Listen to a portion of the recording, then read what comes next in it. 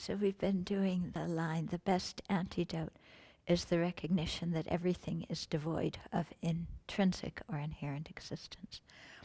So I wanted today to relate that to what happened in the country yesterday, because yesterday there was another shooting of 3 police officers who died in Baton Rouge, and some others were also injured, and one fighting for his life, actually. And this line from this old Kadampa text applies very much to that, because the line, what we were talking about yesterday, is how we cling to a very reified or concrete idea of ourself. There's this big I, and because of this wrong conception of ourself as some concrete entity, then my happiness becomes most important. My suffering is most important. We cling to what seems to benefit us. We push away what seems to not benefit us. We decide benefit and not benefit based on all sorts of crazy notions that have no common sense at all when we really look at them. Yeah, except the notion of, I think this is what's happening, or I feel this is what's right.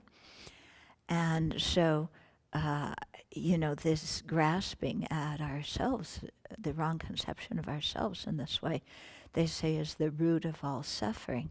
And so you could really see it in what's happening in the country right now. And the president, after the shooting in Baton Rouge yesterday, was really encouraging people to come together, to be unified, to watch their speech, I was looking at him and it was like, it's like, again, I have to, do this and nobody's listening. But he was saying, we have to watch our speech. We have to try and understand each other, And, Hillary was saying something similar too. People really trying to understand the other side and not make it into an us versus them thing. But us versus them is what comes out of this very strong reified concept of who we are.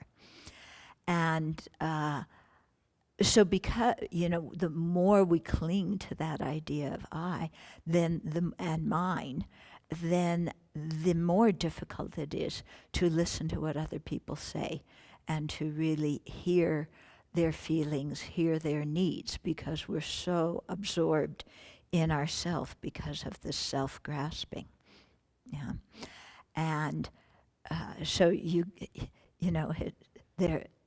the wise people are saying, calm down, be united, come together, we're going to get through this. We have to understand each other. We have to listen. We have to speak, sincerely and without, all sorts of blame and hyperbole and so much, and, all this stuff that goes on. And it's amazing to hear how some people can't, when they hear that, because of the way their self-grasping works and the attachment that arises to self, they say, nobody's going to tell me what to do. You tell me to listen to others, well, I want them to listen to me, and then they go off on a big thing. Yeah. They're trying to get people, even at the police, I forget if it's the police, head of police, or the sheriff or whoever in Cleveland, is asking people please to leave their weapons at home because of the Republican convention is there in downtown Cleveland. Don't bring your your weapons here. It makes it difficult for the police, not to mention the threat of violence. And immediately some guy comes in with this huge, it was an AR-15, huge artillery kind of thing strapped over his shoulder, because he wanted to make a statement that this was his right to do this. Yeah? And so this is what happens, when we can't identify ourselves grasping and we become attached to ourselves, attached to our opinions. We create stories about things. And then we just talk about my rights. This is my right. But we don't think about other people's rights. We don't think about other people's feelings, their needs, their concerns. And then we wonder why there's so much hostility in the world.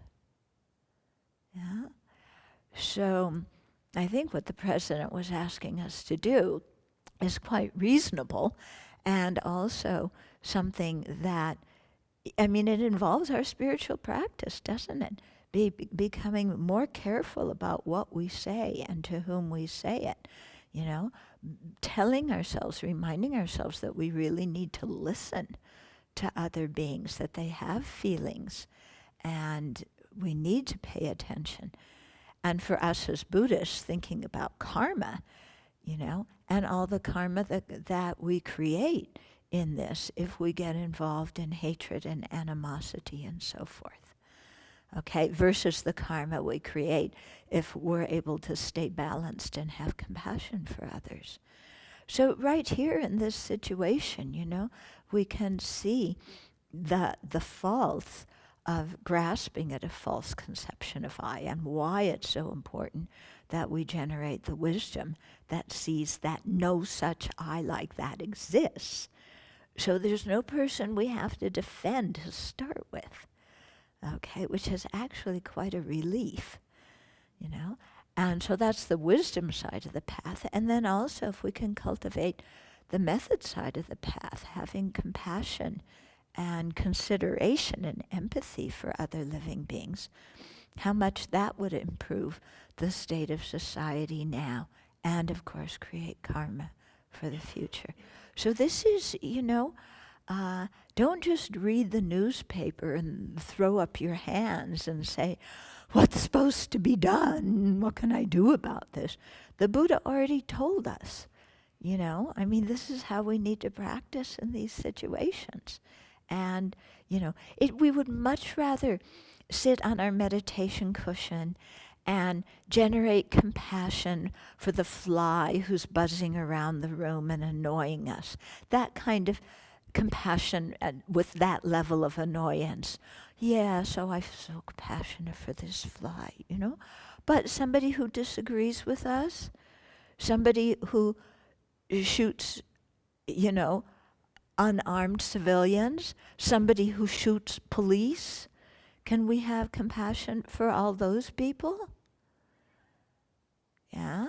Can we, when we're so tempted to just scream sometimes at the people that we consider inciting all of this, can we step back and say, whew, what's going through their minds, and look at the kind of self-grasping they have and the karma they're creating and how much suffering they're creating for themselves right now, and the karma to suffer in the future, as well as adversely influencing others.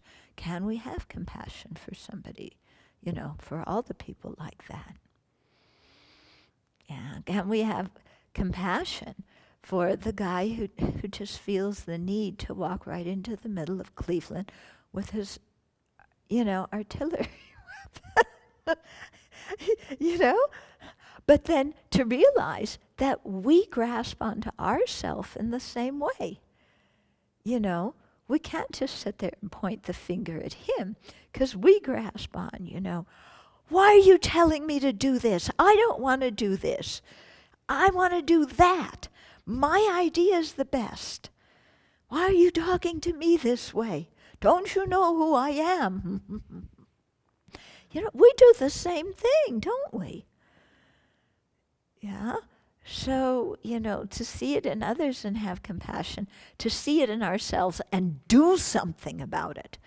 Because we can't crawl into others' minds and change them, but we can and must change ourselves, you know. And one person at a time goes a long way, because you can see all you need is one person who's going off the wall, and it affects everybody. So our working on ourselves is definitely a contribution to peace in the world. And the Buddha taught us how to do it.